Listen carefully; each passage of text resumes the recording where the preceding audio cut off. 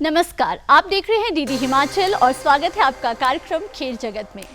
खेल मानव जीवन में एक अहम स्थान रखते हैं। खेल जहां एक और हमारा शारीरिक और मानसिक विकास करते हैं, वहीं विद्यार्थियों के जीवन में ये अनुशासन, परिश्रम और प्रतिस्पर्धा की भावना का विकास करते हैं, जो उन्हें भविष्य में आने वाली प्रतिस्पर्धाओं के लिए तैयार करता है और उनके लक्ष्य प्राप्ति में अहम योगदान देता है।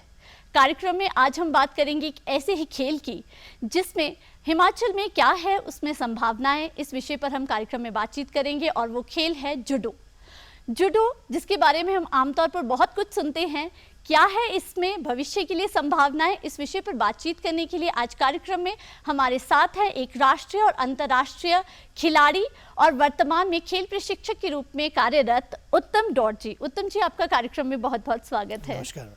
हम अपने दर्शकों को बताना चाहेंगे कि वर्तमान में उत्तम जी जो हैं वो इंदिरा गांधी खेल परिसर में खेल प्रशिक्षक के रूप में कार्यरत हैं। तो उत्तम जी, आपसे आज हम जूडो खेल के बारे में बहुत कुछ जानना चाहते हैं। तो शुरुआत मैं इसी से करना चाहूँगी कि आखिर ये खेल है क्या, किस तरह से खेला जाता है? जूडो जापानीज मार्शल आर्ट है जी।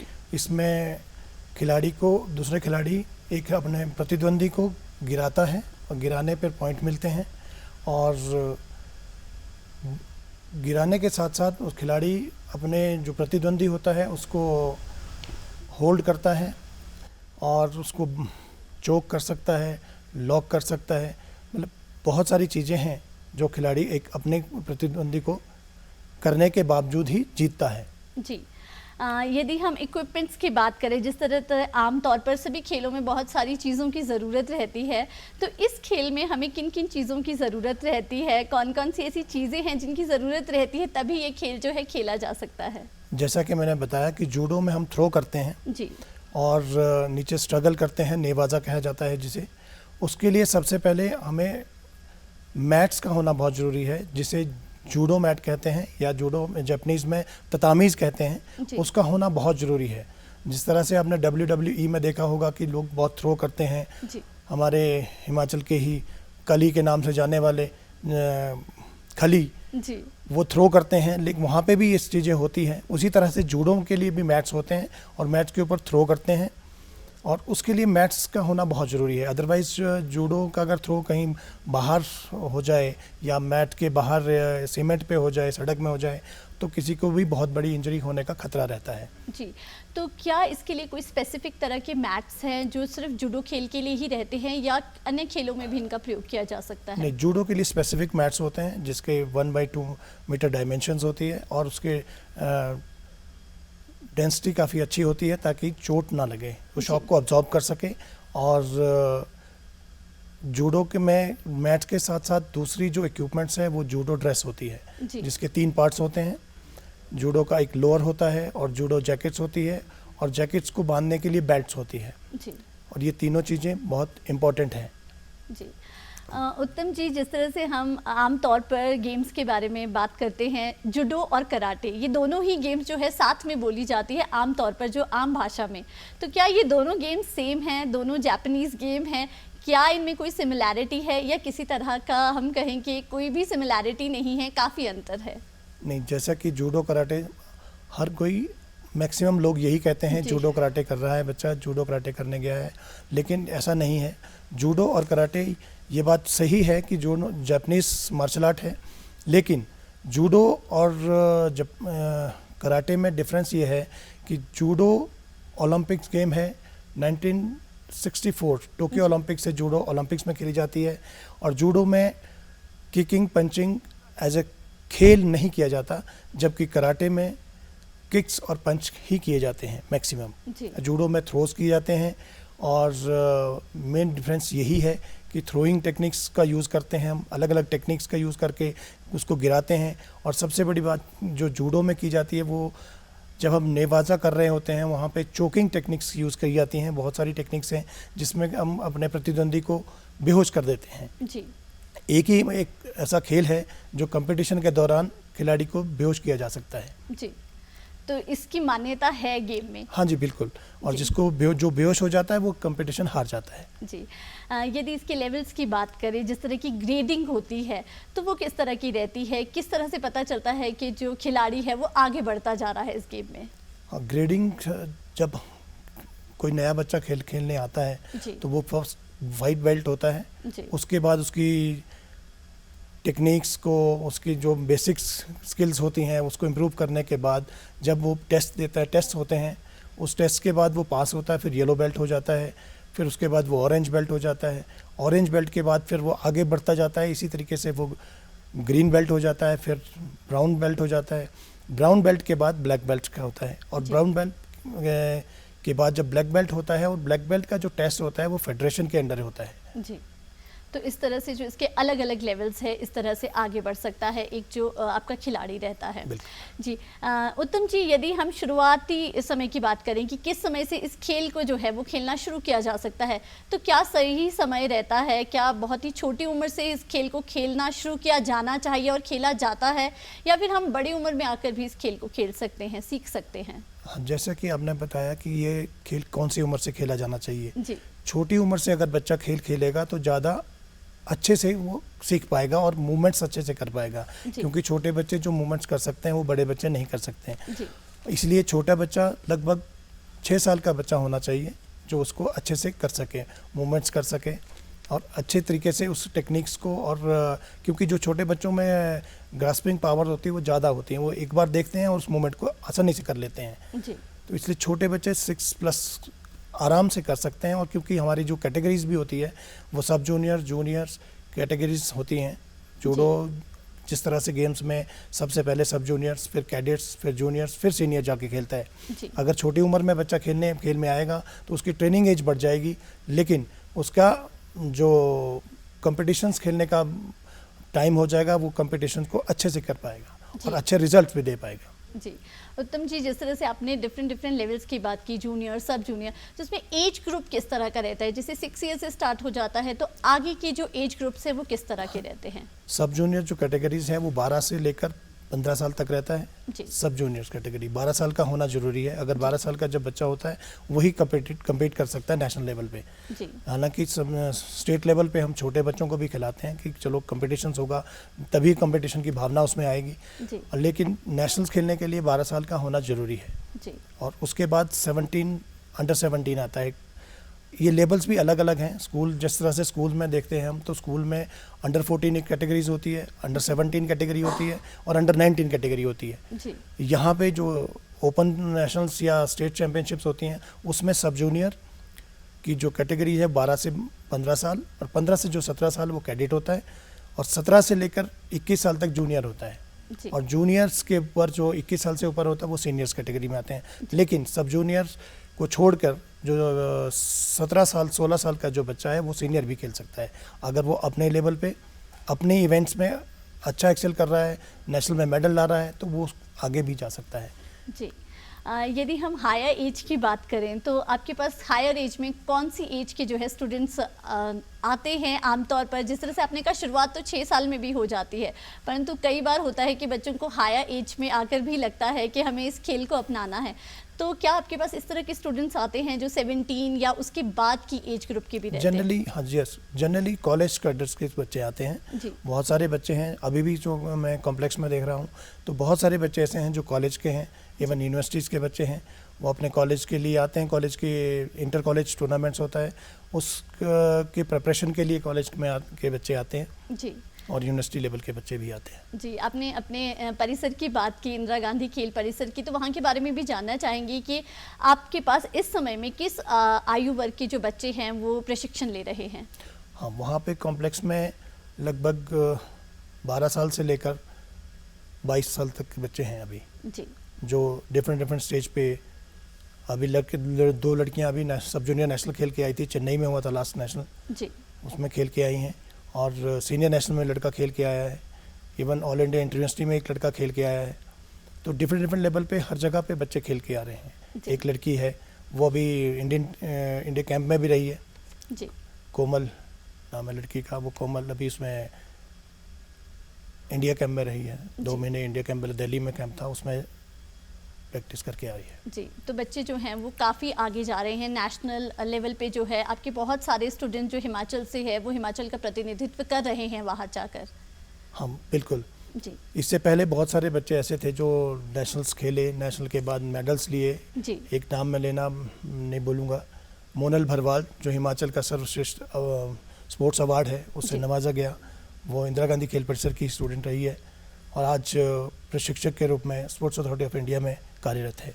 जी, आपके शिक्षक के रूप में, एक प्रशिक्षक के रूप में आपके लिए बहुत ही खुशी की बात है कि आपका स्टूडेंट जो है वो इतने हायर लेवल पे जा रहे हैं और जिस तरह से आज वो खुद एक प्रशिक्षक के रूप में कार्यरत हैं। हाँ, उसके अलावा और भी हैं, 2 जी। प्रशिक्षक हैं, 3 टोटल प्रशिक्षक हैं जो इंदिरा गांधी खेल परिसर से जूडो प्रैक्टिस करके नेशनल खेल के और जूडो का प्रशिक्षण पटियाला से प्राप्त करके आज एज ए कोच बने हैं।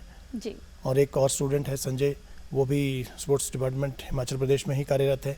जी वो भी इंदिरा गांधी खेल परिसर का ही स्टूडेंट रहे हैं। जी आज वो मेरे कुलीग हैं, तो ये अच्छा लगता है। जी, बहुत ही एक गर्व की बात होती है एक शिक्षक के लिए कि जब उनके स्टूडेंट्स जो हैं उनके साथ में पहुंच जाते हैं तो मुझे बिल्कुल। लगता है ये बहुत ही खुशी की बात रहती है उनके लिए। उत्तम जी, यदि हम हिमाचल की बात करें तो यहाँ पर क्या संभावनाएं देखते हैं आप इस खेल में? जिस तरह से आपने कहा कि बहुत सारे आपके स्टूडेंट्स जो हैं आगे बढ़ रहे हैं और बहुत सारी पोस्ट पर जो हैं वो आज कार्यरत हैं, आपके साथ कार्य कर रहे हैं, अन्य कई क्षेत्रों में वो कार्य कर रहे हैं। तो यदि हम ओवरऑल जूडो खेल की हम बात करें तो क्या संभावनाएं हैं इस क्षेत्र में?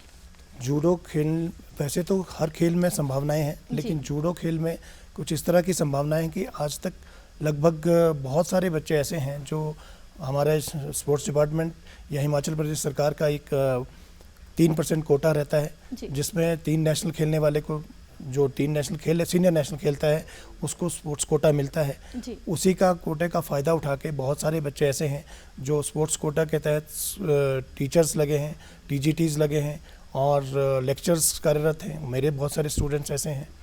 जी। यदि हम युवाओं में इस खेल के प्रति रुचि की बात करें तो कैसा रुझान देखते हैं? आपके पास बहुत सारे बच्चे क्योंकि इंदिरा गांधी खेल परिसर में आते रहते हैं, छोटे से छोटे बच्चों से लेकर यूनिवर्सिटी लेवल के स्टूडेंट्स तक आपके रहते हैं, जी। तो किस तरह का रुझान पाते हैं आप स्पेशली जूडो को लेकर बच्चों में? बच्चों में जूडो के प्रति काफ़ी रुझान है। पहले बहुत ज़्यादा रुझान हुआ करता था, अभी जी। कुछ समय से कुछ कम है जी कि कुछ बच्चे इस तरह से वो देख नहीं पा रहे हैं जो उनको दिखना चाहिए, या कुछ प्रमोशंस में कमी आ रखी है। जी एसोसिएशन उस लेवल पे काम नहीं कर रही कि प्रमोट करे, गेम को प्रमोट करना चाहिए। जिस तरह से क्रिकेट की अगर हम बात करें कि किस तरह से प्रमोट किया जाता है, जी। वो हर लेवल पे प्रमोशन हो रही है। उसी तरह से हर उनका एक चीज़ फिक्स है कि कब उनका स्टेट चैम्पियनशिप होना है, कब उनकी रणजी ट्रॉफी होनी है, कब उनका नेशनल होना है, कभी इंटरनेशनल लेवल है।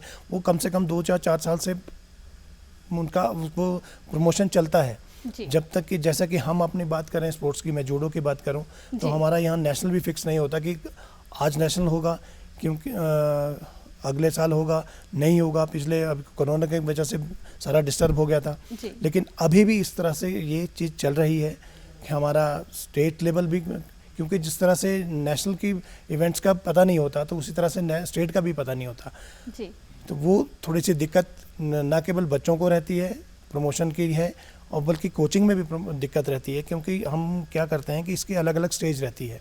जी ट्रेनिंग की अलग अलग स्टेज रहती है कि हम अपने 1 साल का, आपको पता है कि दिसंबर में टूर्नामेंट्स आ रहा है, तो उस लेवल की ट्रेनिंग उस तरह से चलती है। जिस तरह से एग्ज़ाम आता है तो हमें पता होता है कि एग्ज़ाम है, जी तो हमें उस लेवल के उसकी तैयारी शुरू से करनी होती है। जी। उसी तरह हमें इसकी भी तैयारी करनी होती है कि कोचिंग के ईयरली प्लान होता है, फिर उसका 6 मंथ्स का प्लान्स हैं, इस तरह के प्लान्स चलते हैं। फिर शेड्यूल्स रहता है, डे शेड्यूल्स रहता है, वीकली शेड्यूल्स रहता है, तो उसके ऊपर सारा डिस्टर्ब हो जाता है अगर हमारा कोई सेट प्रोग्राम नहीं रहता।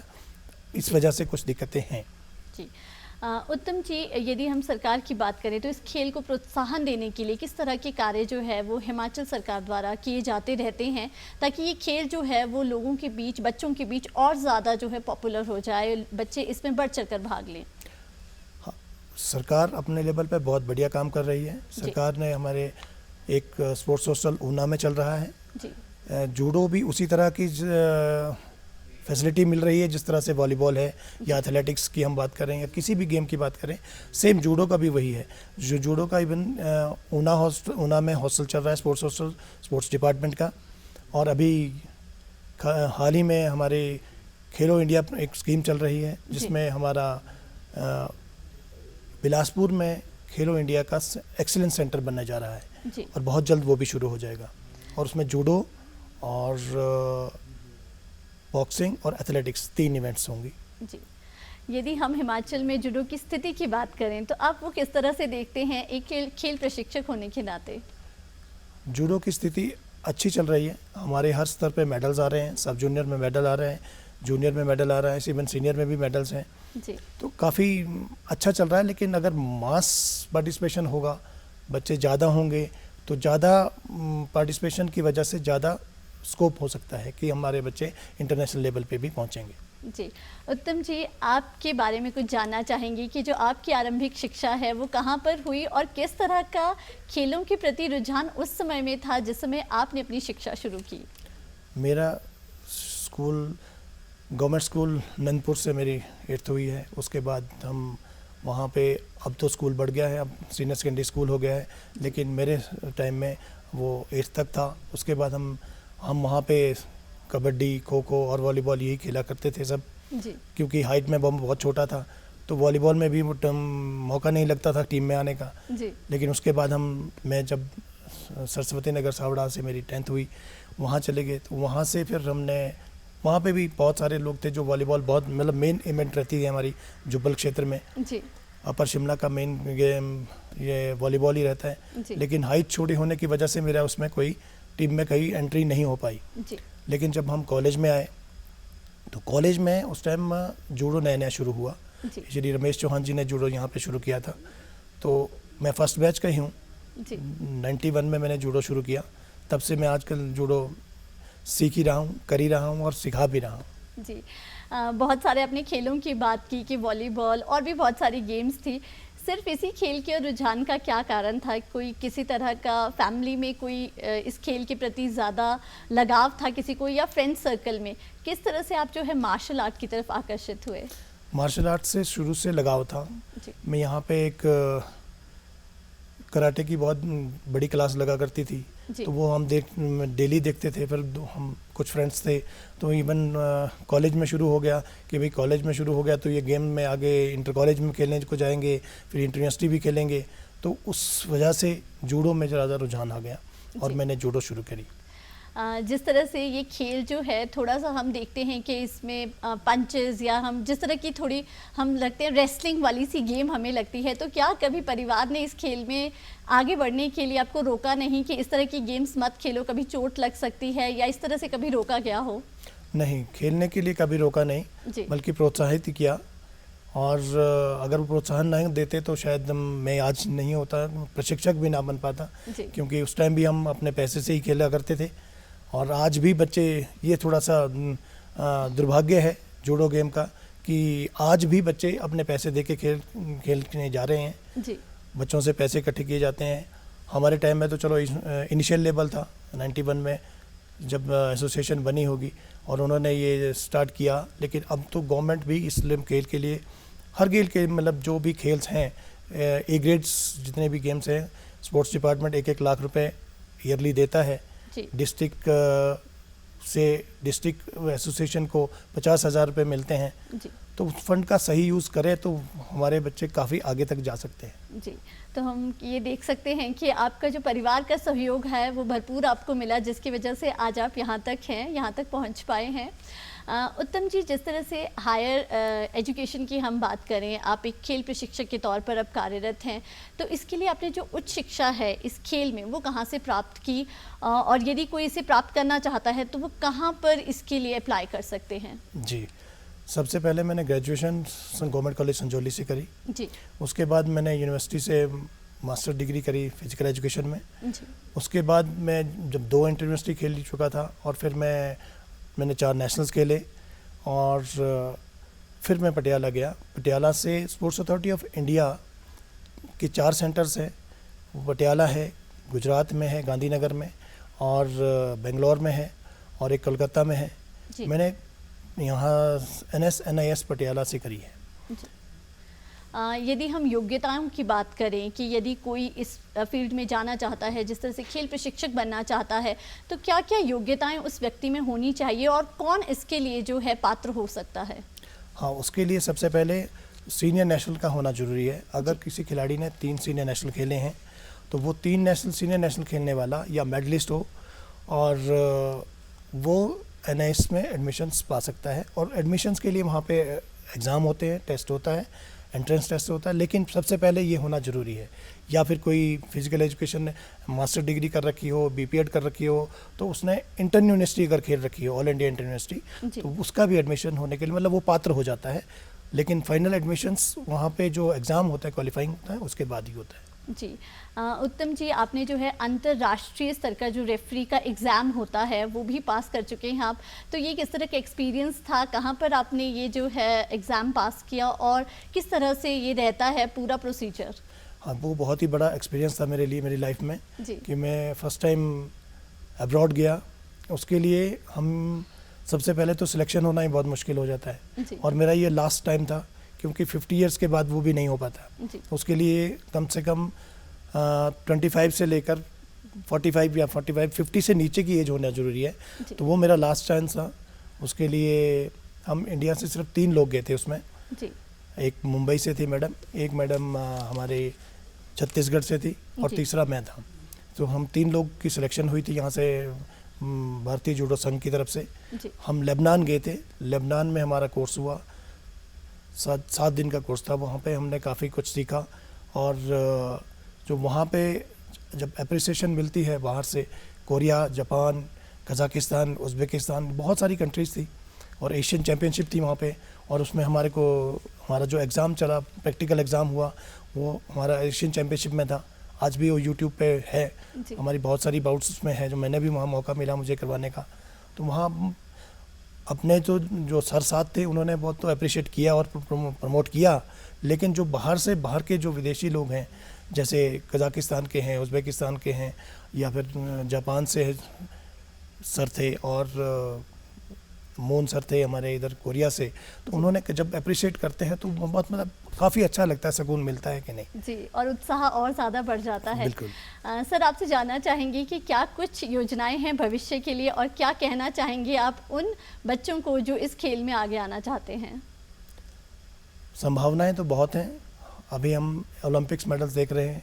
एज ए कोच मैं तो यही कहूँगा कि बहुत सारी संभावनाएं हैं, लेकिन बात यही है कि प्रैक्टिस अगर हम मॉर्निंग इवनिंग दोनों टाइम करेंगे और बच्चे प्रैक्टिस के लिए आएंगे तो नो डाउट बहुत जल्दी हमें ओलंपिक्स मेडल भी मिलेगा।